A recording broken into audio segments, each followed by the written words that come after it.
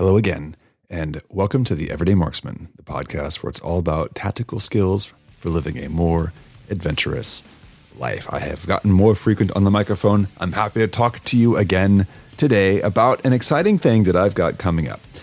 So, in the last episode, I mentioned that my team at work had cajoled me into leading them through a Spartan Race Super 10K at the end of October 2025. As part of that effort, I wrote two different training plans, physical training plans. One was for everybody else who signed up to do it with me, and the other is for me specifically based on what I have access to in my garage gym and what I enjoy doing and kind of my own priorities. Now, my plan is going to run for 25 weeks starting on May 5th. So by the time this episode comes out, it's basically going to be like 2 weeks out before my plan begins. And the plan ends on race day, which is October 25th. Now, to keep both myself accountable and to share some thoughts on how the training is going, I'm going to make a habit of regular updates to you. Figure maybe about once a month. I don't think more frequent than that's probably going to be boring. I think there's a lot of value in experience and lessons learned along the way. But why is that? Well, first off, 25 weeks is the longest stretch I'll have consistently done for any single training program. Usually I mix things up about every 8 to 16 weeks, a little bit. Now, that said, I think actually in this case, the plan would change at week 21. So really we're talking 20 weeks plus like 5 more weeks of final prep for the event, but that's kind of not the point. So what's it going to take to be successful? I've never run a Spartan race. The closest thing I've done was a Tough Mudder 5K back in October 2023. And I think the requirements are going to be roughly the same, though double the distance. And I think there's a lot more physicality in a Spartan race. But in thinking about it, I have this opinion that obstacle course racing really is this nice all-around physical challenge that is perfectly in line with my ideas of what is tactical fitness. From an article I first wrote in 2018, it's one of the oldest on the Everyday Marksman, I highlighted 4 qualities of a tactical fitness athlete: speed and endurance, strength and power, flexibility and mobility, and muscular stamina. So let's go through these one by one. In speed and endurance, you have to be able to ruck, run, and sprint depending on the situation, and you're going to have to do this for hours on end and many, many bursts over and over again. For strength and power, you're going to have to be able to carry gear, drag a friend or carry your buddy, or carry yourself, pick yourself up over obstacles, and move things out of the way.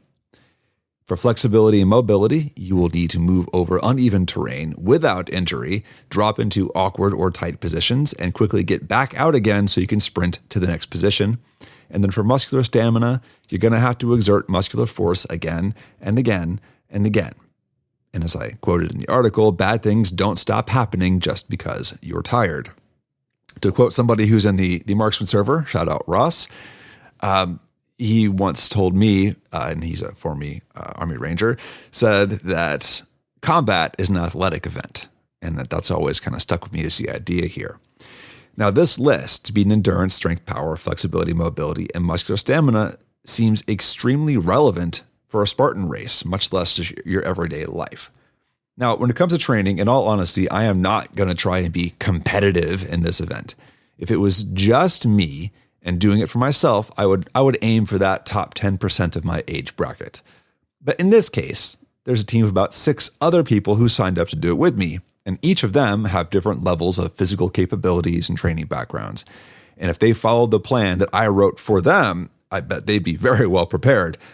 I think it's a pretty nice plan, but that's a big if. And I'm fully aware that most people simply aren't like me and willing to commit up to an hour a day, 6 days a week to do training. Now, my plan really is to have a fun time and set a positive example to the group as a 40-something corporate mid-level manager. Oh, God help me for saying that, admitting that. That said, success in this race, I've looked at what the events look like and what the obstacles look like, involves endurance to run the race itself, which is a 10K, so about 6 miles, climbing strength to get over walls and barriers, throwing strength, because you're going to have to throw, I think you have to throw a spear at least, and more. I definitely think there's going to be some loaded carries. I think I saw at least sandbags and buckets and stones as well. So the training plan has to be able to cover all of these, especially that grip strength, because you're going to be hanging for things, or rather, we are going to be hanging from things, and climbing strength, loaded carries, endurance. Also, burpees. Spartan races are notorious for making you do burpees as punishment for failing any obstacle. And personally, I am not the biggest fan of burpees, not just because they are hard, but because I have had friends blow out their Achilles tendons doing them. So it's something I don't really like to do. But sport specificity, can't speak today, says I'm going to have to practice them. So what is the plan itself? I've got a whole write-up on it on the everydaymarksman.co, the website. You'll find it there in the show notes, as well as a bunch of links to things I talk about here. But my plan is a mashup of 3 other programs that I have acquired over time. It's going to run counter to the advice of at least 2 of those programs and their authors, but oh well. I'm going to justify this to myself with the fact that these workouts should be shorter than average for me, somewhere in that 20 to 40 minute range, instead of the usual 60 plus minutes that I do. The base strength portion of the program comes from K-Block's Tactical Barbell, specifically the Fighter program. This is supposed to be a 2 days a week barbell program with a waved progression of loading, and it runs in 3-week cycles. It's going to focus on the flat bench press, the barbell squat, and the weighted chin-up. I'll throw in a little extra in there just because, for good measure. The second part of the strength program is Jeff Newpert's The Giant X. See, I really enjoyed Jeff's Kettlebell Maximorum last year in 2024, and I wanted to run another program like it. Now, unlike Maximorum, which was pretty much focused on double kettlebell clean and press, double kettlebell front squat, and single kettlebell snatching, the Giant is purely a double kettlebell clean and press program. Now, my observation from Maximorum last year was, as much as I liked it, I still felt like I wanted more real squat work and pull-up work. So I think running the Giant X alongside Tactical Barbell on this kind of A-B split is a way to accomplish that. It also reduces my squat volume a bit because I don't like squatting 3 days a week. I think 2 is about my limit, I've found. I expect by the end of this, with a ton of pressing work, especially overhead and clean work, I'm going to have pretty well-developed upper body strength and shoulders. Now, this is going to run for 20 weeks, and then I'll talk about what happens after that. Now, on the conditioning side of things, the first part of this was going to take about 14 weeks, is Mike Perry's Building the Engine. It's a pure air bike or fan bike program. It's supposed to be run 3 days a week over 8 weeks, but to balance it out against all the other strength work, I'm going to run it twice a week, so it's going to stretch it out a little bit longer. Once I finish Mike Perry's program, I'm going to default back to stuff out of K-Block's Tactical Barbell 2, conditioning, with an emphasis on kettlebells, running, and burpees as we get closer and closer to the actual event. And a note on Saturdays. I like to use Saturdays as what I call special event training. So it's going to be things like sandbag carries, relay sessions, things that are going to simulate what it's like at the race. And as I get closer to the race, I'll get even more and more specific. Okay. Let's talk about deloads. I'm not that young. I'm 41 years old. Can't believe I can have to say that now. I think when I first wrote my article about tactical fitness, I was 34. So it's been a little while.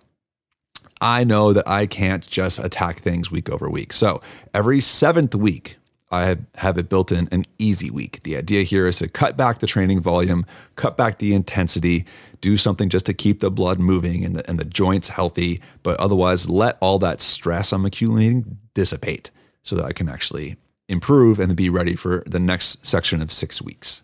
Okay. So let's talk about the personal goals here. So what's interesting this time around is that, I like talking about strength standards and using things as reference points for how do you know when you are strong enough, for example. And I think that's interesting. It's a nice objective number to talk about, but I'm going to be less outcome focused now and instead I'm going to be process focused. So what does that mean? Well, the short version is that the goal is not to hit some arbitrary number on a bench squat or deadlift or a run time like I've done in the past. Instead, the objective is to consistently show up for every workout, perform it as prescribed, and follow the progression model to improve it week over week. All right, so that means if I need to add a rep, if I need to add a little weight, if I'm going to try and add another round to something, but just stick to doing that consistently over the course of these 25 weeks.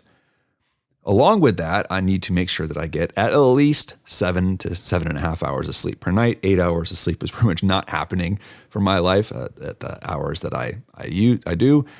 And also a clean diet.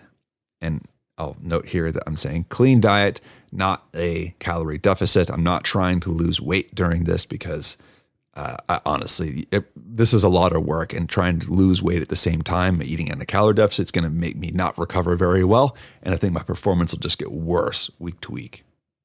Now, I'm not worried about the outcome. It's the process. But the expectation here is that by staying consistent and avoiding injuries or really any egregious nutritional mistakes, the results are going to come on their own. The results will take care of themselves as long as I can follow the plan. Okay. Now, what about those last few weeks? I mentioned that the actual main block of it ends at week 20. Week 21 is an easy week. Weeks 22 through 24 is like the final run up to the Spartan race. So it's a 3-week block, and I'm going to lean hard on conditioning with timed runs, double kettlebell clean and push press ladders, pull-ups, and then a relay day every Saturday. So what's the relay? It's going to be 10 burpees, run for 800 meters or about half a mile, sandbag load over a bar. 150-pound sandbag is my go-to for this. Bear hug carry the sandbag for about 75 to 100 meters, load it over the bar again, do 10 burpees, and then repeat for 10 rounds. Now, it's not going to start at 10 rounds. I'm actually going to start doing this at week 15 with 6 rounds, and then adding more rounds over time, peaking at around week 22 to 23. I suspect that because this is only going to be for 3 weeks, 4 weeks if you include race week, I'm not going to lose that much as far as raw strength goes. While doing this, I'm still going to have some pressing overhead. I'm still going to have the hinging and picking things up off the ground, but not squatting. So I don't think I'll lose much raw static strength in this, but that's why I'm going to run it only for a few weeks at the end. Week 25 is race week, so it's another easy week just to keep joints moving, stay healthy, recover, and then run on Saturday. So what should you expect out of this? I realize you're not running it, but I'm going to report back to you about every month or so on progress, as well as lessons learned by combining all of these programs and attributes into one big master plan. So here's some starting stats to give you. As of today, I'm sitting at about a weight of 188 pounds. My goal for this will be to hold that roughly steady throughout the entire time. I don't want to gain weight. I don't necessarily want to lose weight either, because that would mean too much of a calorie deficit. My estimated calorie burn, as tracking through my applications here, I use MacroFactor, is 2,490 calories per day, which I will admit is probably artificially suppressed right now. It's more likely closer to 2,700, but I've been kind of on a quasi deficit and cheating on myself a lot, so the calorie app is not tracking very well. But that's the number today. I'm using a bench press training max of 220 pounds for 1 rep and a squat training max 1 rep of 310 pounds. What's a training max? Look, I'm 41. I don't compete in strength sports. I really don't ever test my actual run 1 rep maximum anymore. So I do everything off of either estimates or just a progression model. So a lot of the programs that I run, like Tactical Barbell, are percentage based. So it might say something like, you're going to do 3 sets of 5 squats at 80% of your 1 RM. So you need something to calculate off of. So that's what I do is I pick a number, I calculate 80% off of that.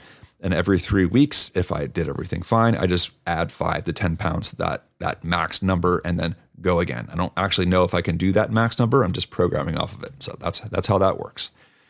Now, I'll admit I'm actually a little bit frustrated putting these starting numbers up because they're effectively the same as they were a year ago.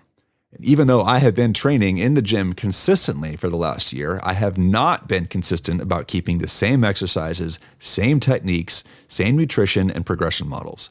In programming terms, and forgive my language here, it's known as a case of fuck-arounditis. All right, so my goal for the next 25 weeks is to resolve that, to have consistency in the plan, that I know I've got some reference lifts that I get to keep in there and really work on progressing them within the same rep range consistently. And as I do these progress reports. I'll report back on how I'm feeling as a 40-something doing this much work. I'm not 25, I'm not 35 anymore, and I cannot train foolishly. But more on that for another day. But it does go back to one of our martial marksman core principles of live to fight another day, or live to train another day. So until next time, this is your kickoff on Project Hoplite. All right. As I get ready for a Spartan race, I look forward to sharing more with you as I go. That said, thanks for listening. This has been the Everyday Marksman. I'm Matt Robertson. Come by the website, everydaymarksman.co, and I look forward to talking with you there. Take care.